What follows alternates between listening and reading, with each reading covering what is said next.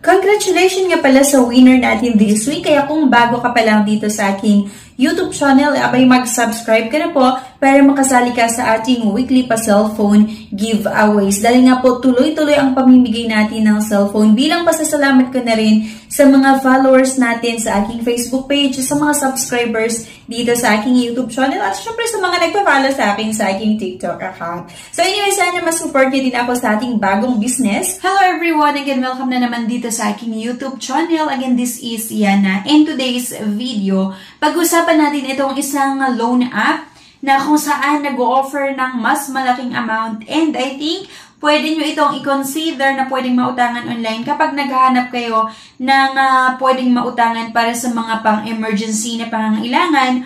Kasi based sa experience ko, medyo malaki yung unang-una na in-offer nila na credit line or credit limit. At nung binabasa ko din yung mga reviews sa Google Play Store, and okay din yung na-experience ng mga iba kagaya ko. Pero syempre, ibang usapan kapag nag-post due yung account nyo. Pero bago ang lahat mga beshies, kung naghahanap pa kayo ng ibang option na pwedeng mahiraman online, meron po akong nilagay na 8 or 9 link na makikita nyo sa comment section at sa description below. Pwede nyo i-click yung link na yan at i-explore, pero disclaimer lang, based ito sa sarili kong experience as a user, nasa sa inyo pa rin kung gusto nyo siyang subukan or hindi. If declined sa bank and other loan apps, pwede niyong subukan yung ibang options.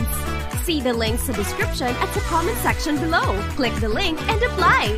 Disclaimer, try or apply at your own risk.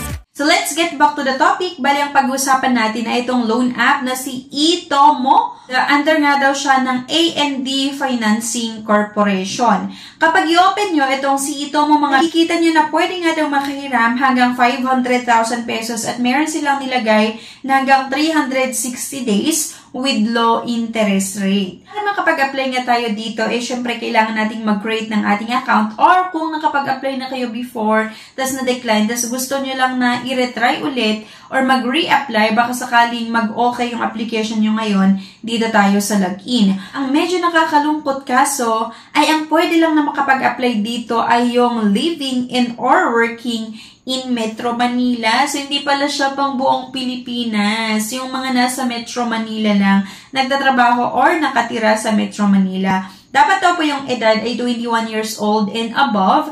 At dapat merong steady income na 18,000 pataas. At syempre, kailangan meron tayong SSS number. Merong warning, if you do not live in Metro Manila, you risk being rejected. Understood?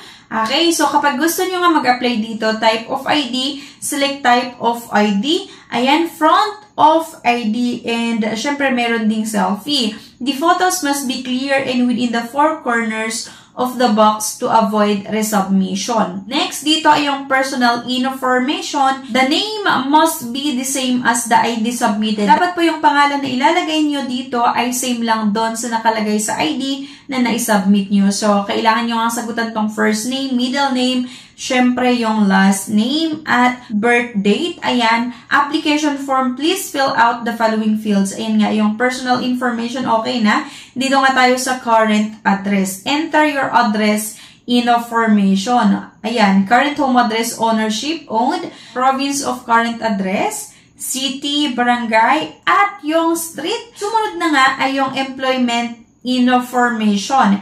What is your current employment status? Either regular, contractual, and the previous number of jobs. How many jobs have you previously had? Pagkatapos nun ay itong employment information. Employment status, regular, previous number of jobs nga. Ayan, yung current company name, province of current address, at yung company or current company phone number, industry, at yung occupation. Next dito ay yung financial information, payday, ayan. Medyo marami yung kailangan nating sagutin dito mga beshies, pero worth it naman kasi kapag naprubahan ang inyong loan application. Kailangan din nating makapag-upload ng payslip. Please attach your 2 latest payslip. Payslip submitted should be issued within the last 1 month from today. Kailangan yung i-submit at least 1 month latest payslip nga. Net payment of first payslip, net payment of second payslip. Click lang natin yung continue at kung makikita nyo AI is calculating your credit score.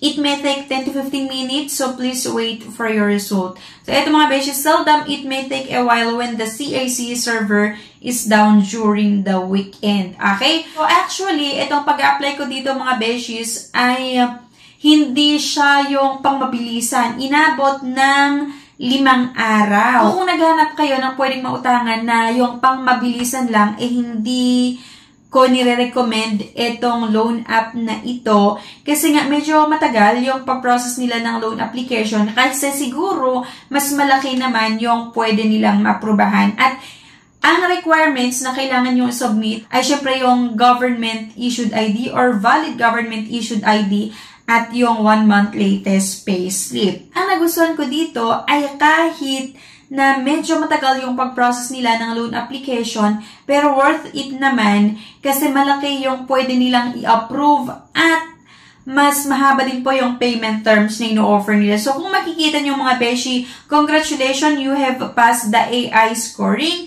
Meron akong initial maximum credit line na 27,840 pesos. Akalain mo, first time ko lang na mag-apply dito, pero agad-agad, meron silang in-offer na initial maximum credit line na 27,840. Okay? So, napakabilis nga yung pag-fill out natin dito sa kanilang loan app. Pero yung pag-process nila, based nga sa experience ko, hindi siya ganun kabilis. Kasi inabot ng ilang araw din.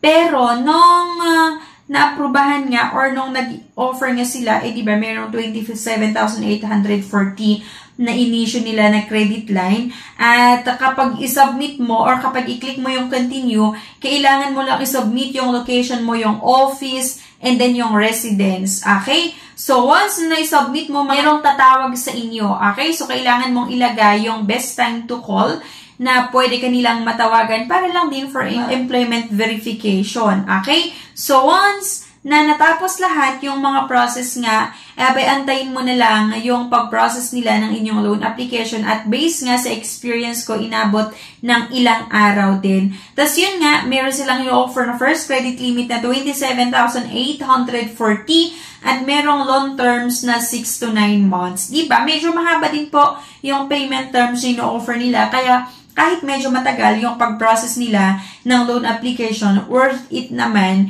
kasi yung loan terms mahaba, di ba? Hindi siya kagaya ng ibang mga loan app na 7 days lang, 6 days, 10 days yung ino-offer nila na payment terms. Dito, sa loan app nga na ito, merong 6 to 9 months na ino-offer na payment terms. Okay? So, ito pala mga besh, itong loan app na ito ay dating si Lend Pinoy. Nag-try ako before dito kay Lend Pinoy, hindi ako na-approve or hindi pumasa yung application ko way back 2019 or 2020. Pero kita mo naman ngayon, na-approve naman daw ang aking loan application. Para sa akin, okay siya. Pwede ko siyang mai-recommend sa inyo. Pero disclaimer ha, hindi nga ako binayaran para i-endorse sa inyo. Is lang ito sa sarili kong experience as a user. Siyempre, nasa sa inyo pa rin kung gusto niyo subukan or hindi. Pero mas maganda, gumawa na lang din kayo ng sarili niyong research. Maaari kasi na okay yung experience ko.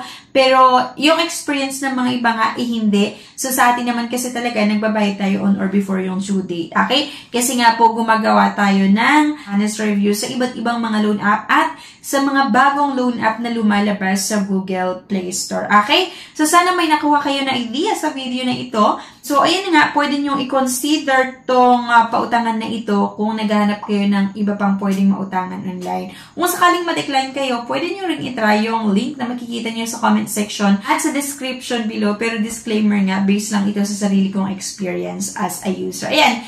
So anyway, thank you for watching. Please don't forget to click the subscribe button. Sana i-like nyo yung video na ito at i-share nyo na rin. Thank you guys and bye-bye. No time to apply for a bank personal cash loan? Yana's here to help you. I assist pre-qualified clients with basic monthly income at least 25,000 per month. Hassle-free at walang fee. Lahat ng process sa bank gagawin. 2 to 5 banking days lang approval. Loan up to 2 million. Email amawanyana@gmail.com or message my FB page, Yana Insta Review. Note: qualifications may vary subject to the bank's terms and policies.